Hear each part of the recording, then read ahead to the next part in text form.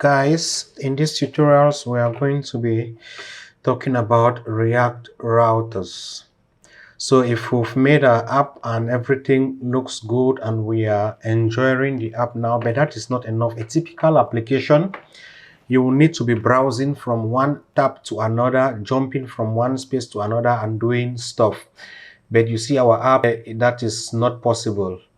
We just have a single screen. You see, we just have a single screen that we do everything there, which is not ideal. So we are going to use another library called React routers.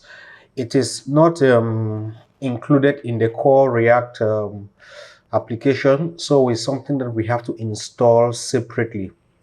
At the time of recording of this video, the current version of React routers is version 6, which we are going to use for our application. But before we jump and start installing our routers, now in a typical React application, as I explained some time ago in the previous videos, that when in a normal classical application, when you search anything on the browser make a request to the server, and the server sends the web page and you get the web page on your computer. If you need to navigate to another link, let's say the contact link, you click on the contact link, it makes another request to the server and bring forth the contact list and you view it. If you need the home page again, you have to click on it and it makes that same request again and you get it. So there is a forth and back movement, which is a little bit slow compared to a single page application like React, where you make the initial request and you get the HTML and JavaScript file all bundled and sent to the browser. Then React take over and start managing the navigation for you. When you click on a particular link like the About link, it does not make that request to the server. React hijack that request and provide you with that About page and you view it. It's a little bit faster compared to the previous one because React manages everything on your browser. You don't need to make external calls again, like, unless you want to make an API call to a database to get something. So let's see how we can install our React routers.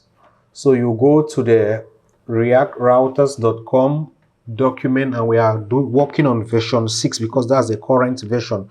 So what we are going to do is we'll copy this link, copy this installation link, and then we'll come back here, we'll open a new tab, we'll paste it here and we'll run it. I've already installed this already on my machine, but it will take some time to install, not so long.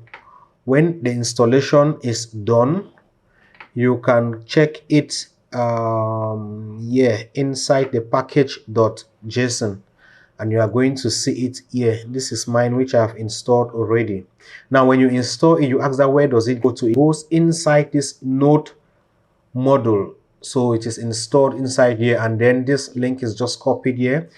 So as I explained last time, when you upload this thing on GitHub, somebody else who is downloading this project will not need to have this Node.js. They can just run the npm install and React will install all these dependencies on your project.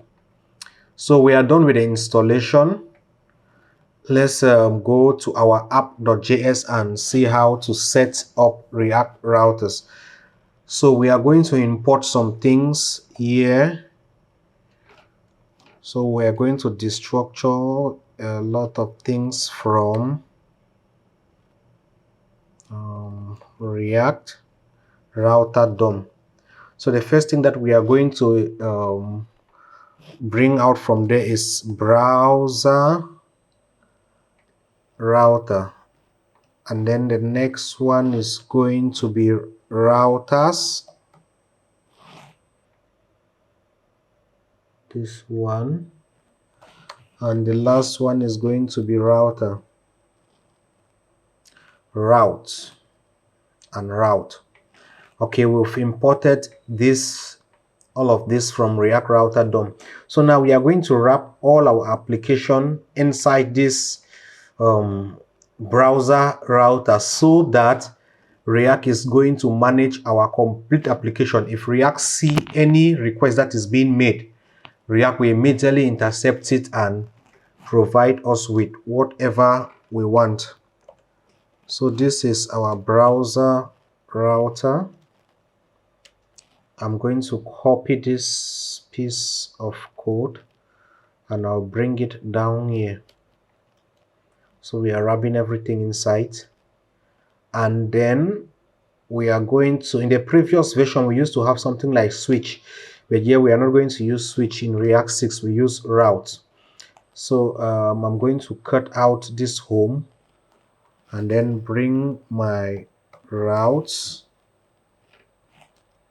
Okay. Inside this my route, I'm going to use route. Okay. Yeah. Like this, and then I will have my path inside here. Path is this for the home page, and then we are going to have something like element. We'll have our curly braces, then we'll render our components. So if anybody steps this home page, we should be able to render this component. Guys, it's the same thing from the documentation that you see here. So we are importing everything from React Router DOM, and then we are wrapping all our application inside routers, and then we'll wrap everything again inside route. This route will be responsible of switching all our different routes, and then we are going to have all our routes now listed inside this particular route.